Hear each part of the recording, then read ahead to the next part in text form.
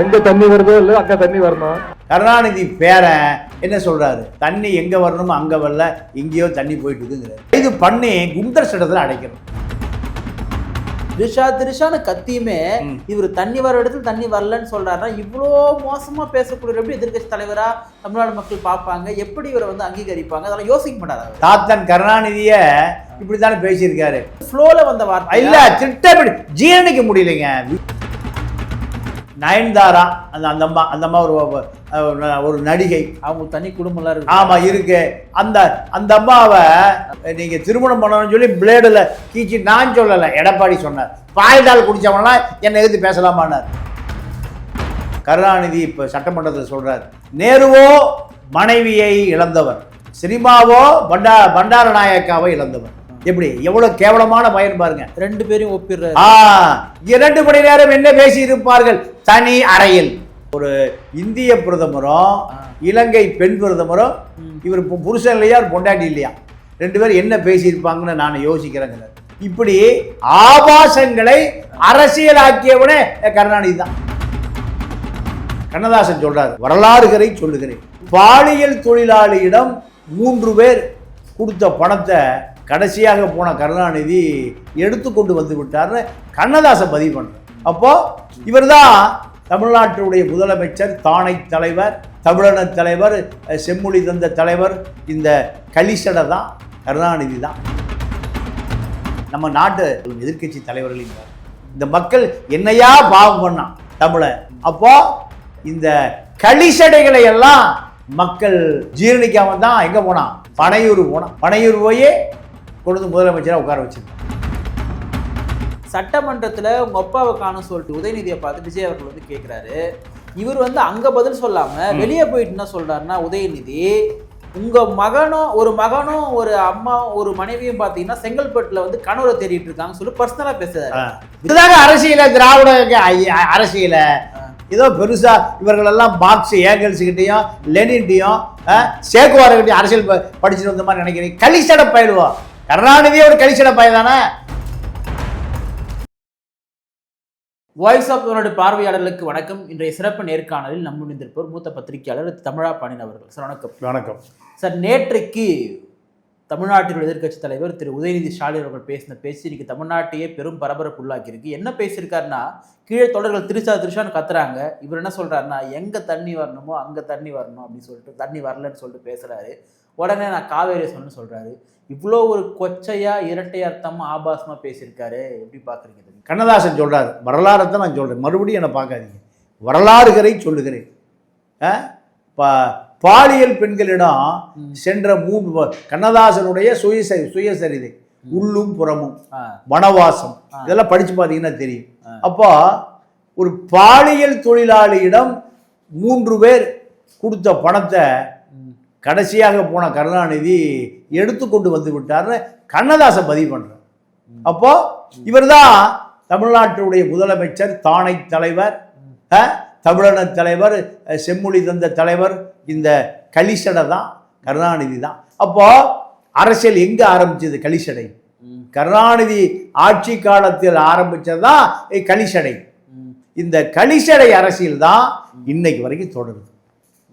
இதுல கம்யூனிசம் தேவையில்லை ஆட்சிக்கு வர்றதுக்கு, தலித்திசம் தேவையில்லை, அம்பேத்கர் தேவையில்லை, பெரியாரியம் தேவையில்லை. என்ன தேவை?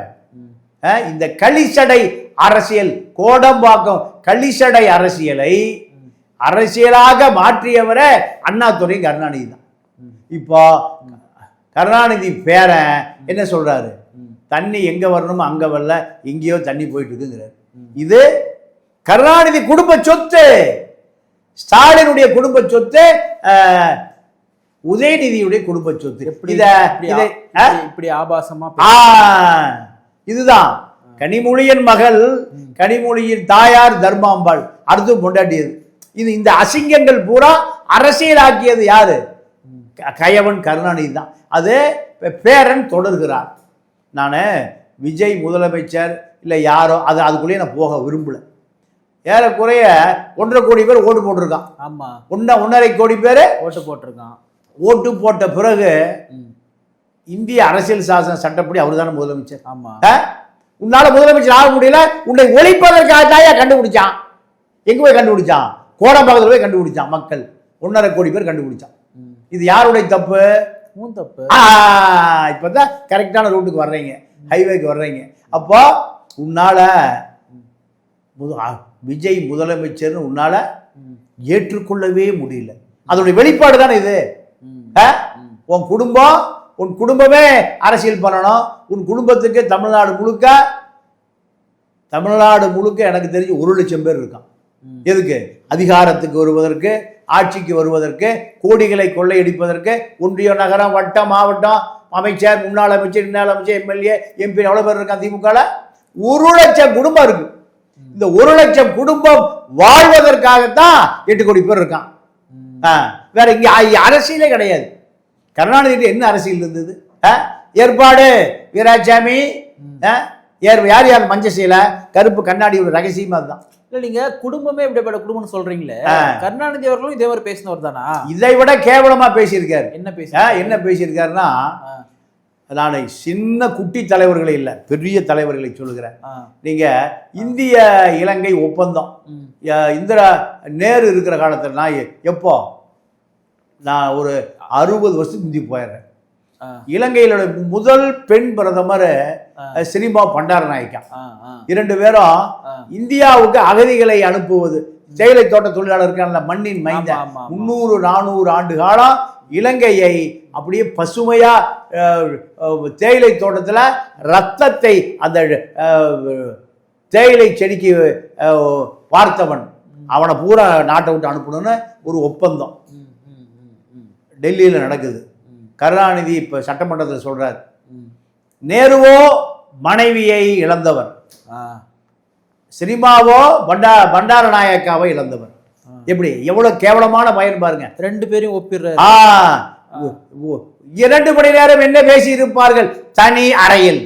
எப்படி இந்த பாவாடை நாடாவை அவருக்கு பார்த்தா அது அடுத்து வர்றேன், இதை முடிச்சுக்குவோம். அப்போ ஒரு இந்திய பிரதமரும் இலங்கை பெண் பிரதமரும், இவர் புருஷன் இல்லையா பொண்டாட்டி இல்லையா, 2 பேரும் என்ன பேசியிருப்பாங்கன்னு நான் யோசிக்கிறேங்க. இப்படி ஆபாசங்களை அரசியலாக்கியவனே கருணாநிதி தான். அப்புறம் நீங்க அனந்த நாயகின்னு ஒரு காங்கிரஸ் எம்எல்ஏ, அந்த அம்மா கேட்குறாங்க, திராவிட நாடு அடைந்தால் திராவிட நாடு இல்லையே சுடுகாடுன்னு பேசுறீங்களே, எங்கே இருக்கு திராவிட நாடுன்னு கருணாநிதி பார்த்து அம்மா கேட்குது. உடனே அந்த அம்மா பார்த்து சொல்றாரு, பாவாடை நாடாவை அவிழ்த்து சட்டசபை பதிவு சார், பாவாடை நாடாவை அவிழ்த்து மேலே இருக்கிற ஆடையை நீக்கி உள்ளே பார்த்தால் தெரியும் திராவிட நாடுன்னு சட்டசபையில சொன்ன ஒரு, நான் அதுக்கு மேல சொல்ல நீங்க வெட்டிடுவீங்க. ஒரு மிக சாதாரண ஒரு பாலியல் தொழிலாளி கூட இப்படி சொல்ல மாட்டான். அப்போ பதறி போச்சு. நிருபர்லாம் கேட்கறான், என்னங்கன்னு. நான் சொன்னது கோப்பு ஃபைல்ல நாடா இருக்கும்ல, அதை அவுத்துட்டு மேல 2 பாவாடை இருக்கும், அதை நீக்கிட்டு பார்த்தா ஃபைல்ல இருக்கு திராவிட நாடுன்னு சொன்னேன். இதே காவேரி நீர் தண்ணி வரல, அங்க ஒப்பிடா. காவேரியில தண்ணி வராம காஞ்சு போயிடும். இதை வச்சு அரசியல் பண்ணலாம். தஞ்சாவூர்ல இருந்தா கூட்டம் போட்டாரு. யாரு? இல்லைங்க, மக்கள்கிட்ட போய் சேருட்டுங்க, இதை உண்மை சொல்லித்தான் ஆகணும். நண்பர்னு சொல்லுங்க. நண்பர்லாம் இல்லைன்னு இல்லை, எப்படி சொல்ல முடியும்? நீங்க ரேஸ் நடத்துறதுக்கு தீவு திடலாம் கிடைச்சுதான். இந்த பணம் பூரா அப்படியே யாருக்கு போச்சு? நயன்தாரா அந்த அம்மா ஒரு நடிகை, அவங்களுக்கு தனி குடும்பம்லாம் இருக்கு. ஆமா இருக்கு. அந்த அம்மாவை நீங்க திருமணம் பண்ணணும்னு சொல்லி பிளேடுல கீச்சி, நான் சொல்லல, எடப்பாடி சொன்னார். பால்டால் குடிச்சவங்களாம் என்ன எதிர்த்து பேசலாமான்னார். நான் சொல்லல. யார் சொன்னது? எடப்பாடி. தாரா நயன் தான் வேணும்னு பொண்டாட்டியை விரட்டி விட்டுட்டு நடிகையோடு குடுத்தம் நடத்தணும்னு பால்டால குடிச்சா திமுக குடும்பம் என்ன தெரியுமா பண்ணாங்க? இது பால்டால குடிக்கிறது காரணத்தையும் சொல்லிடுறேன். நம்ம நாட்டு முதலமைச்சர்களும் எதிர்கட்சி தலைவர்களையும் பாரு, இந்த மக்கள் என்னையா பாவம் பண்ணான் தமிழ. அப்போ இந்த களிசடைகளை எல்லாம் மக்கள் ஜீரணிக்காம தான் எங்க போனான்? பனையூர் போனான். பனையூர் போய் கொண்டு முதலமைச்சராக உட்கார வச்சிருக்கான். இப்போ இந்த இளைஞர் நடவடிக்கை எடுக்கணும்னு விரும்புகிறார். இதையும் பதிவு பண்ணணும். நடவடிக்கை எடுக்கணும்னு விரும்புகிறார். என்ன நடவடிக்கை? சரியான நிர்வாகம் நடக்கணும்னு விரும்புகிறார். இது எப்படி நமக்கு சிக்னல் கிடைக்குதுன்னா, 4 அமைச்சர் நீக்க போறதா சொல்றாங்க. இல்ல அந்த விஷயத்துக்கு நான் அப்புறம் வர்றேன். சத்யபிரதா சாஹூ ஒரு ஐஏஎஸ் அதிகாரி, புஷியினுடைய செக்ரட்டரி மாற்றப்பட்டிருக்கிறார். மாற்ற வேண்டியது புஷியை, மாற்ற வேண்டியதே புஷி தான் மாற்றணும். யாரை மாற்றிருக்காங்க? சத்யபிரதா சாஹூ ஐஏஎஸ் அதிகாரி மாற்றிருக்கேன். ஏன்? பாண்டிச்சேரி கெஸ்ட் ஹவுஸில் கூட்டமாக இருக்கு புஷியை பார்க்கறதுக்கு. கை மாறுது, பொட்டி கை மாறுது. அப்போ நீங்கள் மாற்ற வேண்டியதே புஷியை கூட 30 வருஷமாக இருந்துட்டார். மாற்ற முடியாமல் ஷாக் அதிர்ச்சி வைத்தியம் கொடுத்துருக்கீங்க. யாருக்கு? புஷிக்கு. சத்யபிரதா சாஹூ நீக்கப்பட்டார். இதை ஒரு ஆரோக்கியமான போக்கா பார்க்குறோம். இப்போ இந்த காவிரி விவகாரம் குறித்து பேசும்பொழுது கீழே இருக்கிறவனுங்க தான் திரிஷான்னு கத்துறானுங்க. அதுக்கு நான் உதயநிதி காரணம்னு சொல்ல. அவனுங்க திரிஷான்னு கத்தியுமே இவர் தண்ணி வர இடத்துல தண்ணி வரலன்னு சொல்றாருன்னா, இவ்வளோ மோசமா பேசக்கூடிய எப்படி எதிர்கட்சி தலைவரா தமிழ்நாடு மக்கள் பார்ப்பாங்க? எப்படி இவரை வந்து அங்கீகரிப்பாங்க? அதெல்லாம் யோசிக்க மாட்டாரு அவரு. அவங்க தாத்தாவே இப்படித்தான் பேசியிருக்காரு. தாத்தன் கருணாநிதிய இப்படித்தானே பேசியிருக்காரு. நீங்க ஃப்ளோல வந்த வார்த்தை இல்ல, திட்டப்படி ஜீரணிக்க முடியலைங்க. விஜய நம்ம குடும்பத்துக்கு சொந்தமான நாற்காலி தான் அது. தாத்தா அபகரிச்சது, அப்ப அபகரிச்சது, நம்ம அபகரிச்ச சீட்டு முட்டா பை தமிழகிட்டு இருந்து. இது எப்படிடா ஒரு பனையூர்ல போய் ஒருத்தரை பிடிச்சி கொடுத்து உட்கார வச்சிருக்காங்க? இனிமே அந்த சீட்டை மட்டும் வராதே போல் இருக்கு. கவுக்கலான்னு பார்த்தான் ஆளுக்கு. இன்னொன்னு இப்போ இதுவும் பேசுறாரு. சட்டமன்றத்துல உங்க அப்பாவை காணும் சொல்லிட்டு உதயநிதியை பார்த்து விஜய் அவர்கள் வந்து கேட்கிறாரு. இவர் வந்து அங்க பதில் சொல்லாம வெளியே போயிட்டு என்ன சொல்றாருன்னா, உதயநிதி உங்க ஒரு மகனும் ஒரு அம்மா ஒரு மனைவியும் பாத்தீங்கன்னா செங்கல்பட்டுல வந்து கணவரை தேடிட்டு இருக்காங்க சொல்லி பர்சனலா பேசுறாரு. விஜய் அவர்கள் பர்சனலா பேசல, இவர் பர்சனலா பேசுறாரு. இவ்வளவு மோசமா பேசுறாருன்னா உதயநிதி அவர்களுக்கு இந்த அரசியல் பண்ண தெரியலையா? இல்ல ஏன் இப்படி இறங்கிட்டாரு இவரு? இதுதாங்க அரசியல, திராவிட அரசியல. ஏதோ பெருசா இவர்கள் எல்லாம் மார்க்ஸ் ஏங்கல்ஸ் கிட்டையும் லெனின்டையும் சேக்குவார்கிட்டையும் அரசியல் படிச்சுட்டு வந்த மாதிரி நினைக்கிறீங்க. களிச்சட பயிடுவோம். கருணாநிதியே ஒரு களிச்சட பையன் தானே. அப்போ இவர்களுக்கு என்ன அரசியல் தெரியும்? கருவாட்டுக்காரி பையன் காமராஜனர். யார் பையன்? கருவாட்டுக்காரி பையன். கருவாடை வித்துட்டு இருந்த. கருவாடு வித்தா என்ன ஒரு தொழில் தானே. உன்ன மாதிரி மானத்தை விற்கலையே, மரியாதையை விற்கலையே. இதாயா தொழில்? உண்மை என்ன அது பகிரங்கமா இருக்கு. உண்மை பகிரங்கமா இருக்கு. இல்ல இந்த வார்த்தை கண்டிப்பா ஃப்ளோல வந்த வார்த்தை கிடையாதா? திட்டமிட்டு பேசிய வார்த்தை. திட்டமிட்டு பேசிய வார்த்தை. காரணம் ஆத்திரக்காரனுக்கு புத்தி மட்டு. விஜயை முதலமைச்சராக கற்பனையே பண்ண முடியல.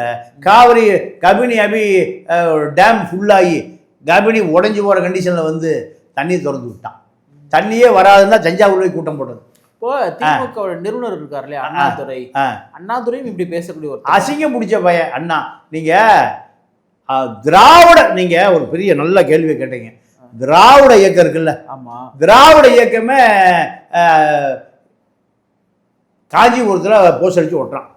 என்னன்னு அப்பம்பேர் தெரியாத அண்ணாதுரை முதலமைச்சர வேட்பாளர், பொதுமக்களை சிந்திப்பீர். யார் வச்ச போஸ்டர்? திராவிட இயக்கம் திகாக வச்ச போஸ்டருங்க. ஒரு அதிர்ச்சியா இருக்க இல்லையா? வரலாறுகளை எவ்வளவு சொல்றதுக்கு ஆளே இல்லை. அதாவது ஊடகம் பூரா விபச்சாரியா இருக்கான். உண்மைகளை சொல்லுவது அண்ணாதுரையும் இப்படி இரட்டை அரசங்கள் பேசக்கூடிய. ஆமா அதாவது என்எஸ் கிருஷ்ணன் படம் எடுக்கிறாரு. சரி, என்எஸ் கிருஷ்ணன் படம் எடுக்கிறதுல பானுமதி நடிக்கிறாங்க. சரி, இவரு கதவசனம். யாரு? அண்ணாதுரை. அப்போ கதவசனம் சொல்லி கொடுக்குற பொழுது பானுமதியை சீண்டிட்டாரு, நோண்டிட்டாரு. அவர் செருப்பை கழட்டி அடிச்சிட்டான். அப்படி உண்மையா நடந்தது. அப்போ அதுக்கு பிறகுதான் சினிமாவுக்கு அண்ணா கதவசனம் எழுதுல வர்றது இல்லை. அப்போ என்எஸ் கிருஷ்ணன் இந்த ஆளு என்ன ஒரு தவறான சீண்டல் பண்றான். இந்த ஆளு கதவசனம் எழுதுனா நான் நடிக்க மாட்டேன், நீயே அவங்க வச்சது. அந்த கிளம்பி போயிடுறான். என்எஸ் கிருஷ்ணன் அண்ணாவை கூப்பிடாரு, நீ கதையும் வேண்டாம் வசனம் கிளம்பு முதல்ல. அந்த காலத்தில் சில ஆயிரங்களில் படம் எடுக்கிறது தானே. 80,000-90,000 நட்டமாக போயிடும், நீ கிளம்பியாங்கிறாரு. அதோடு தான் அண்ணா கதவசனமே எழுதலை.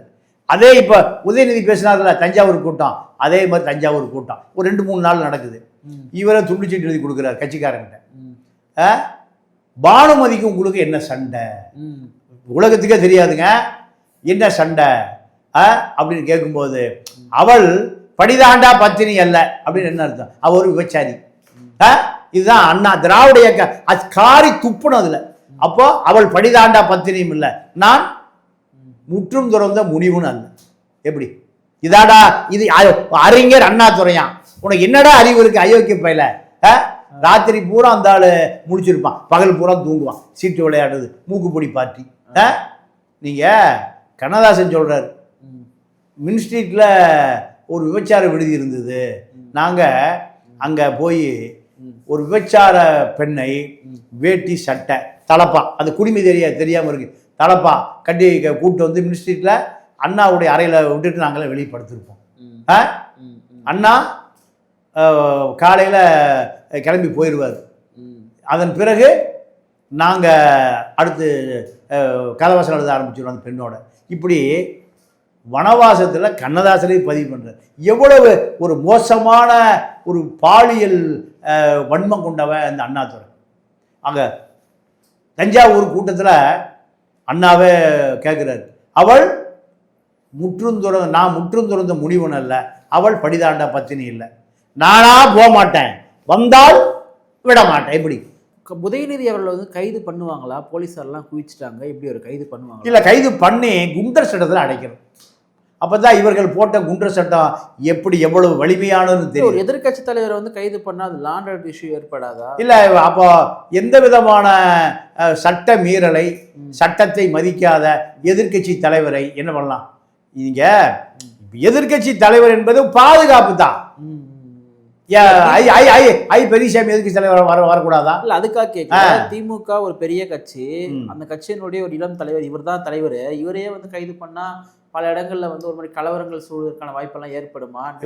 ஒண்ணு அவங்க தாத்தா எம்ஜிஆர் ஆப்டராயிரு வெள்ளை பணியன் கொடுத்து உள்ள போட்டார், ரத்த ஆறு ஓடும். ஜெயலலிதாவும் கைது பண்ணாங்க. ஆமா, ஒரு ஆறு ஓட கூவம் கூட ஓடலை.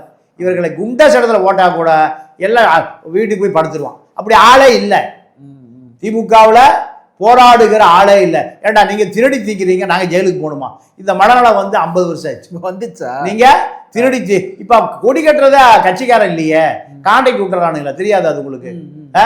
முதல்ல கட்சிக்காரன் தான் என்ன பண்ணுவான், கொடி கட்டுவான், கோஷம் போடுவான். இப்போ கருணாநிதி சம்பளத்துக்கு ஆள் வர வச்சு ஒரு 50 பேர் இருப்பான். எங்க கோபாலபுரத்துல டாக்டர் கலைஞர் வாழ்க, டாக்டர் போகும்போது வரும்போது அவன் கத்திக்கிட்டே இருப்பான். இவனுங்களுக்கு டெய்லி 1500-2000 ரூபாய் செலவு, சைதை கிட்டு இப்போ சம்பளம் கொடுத்துட்டு இருந்தாரு. அப்புறம் டிஆர் பாலு சம்பளம் கொடுத்துட்டு இருந்தாரு. இதுதான் கருணாநிதிக்கு. கருணாநிதி வைகோ கட்சியை உடைத்து கொண்டு வெளியேறின பிறகு மறுபடி ஒரு 100 பேரை சம்பளத்துக்கு பிடிச்சி கருணாநிதி வீட்டுக்கு போய் நிறுத்துறாங்க. எதுக்கு? தலைவா நான் பொதுச் செயலாளர் ராஜினாமா பண்ணுறேன்னு ஒரு நாடகம் போட்டார். அதை கட்சியை பொதுச் செயலாளராக விலகினால் நான் தீக்குளிப்பேன், 2000 சம்பளத்துக்கு பிடிச்சாலு. இப்படி ஒரு 50 பேர் கத்திட்டு இருந்தானுங்க.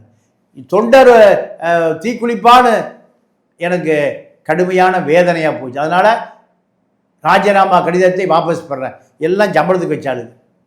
இந்த நாடகம் பூரா கருணாநிதியால் திட்டமிட்டு பரப்பப்படுகிற நாடகம்.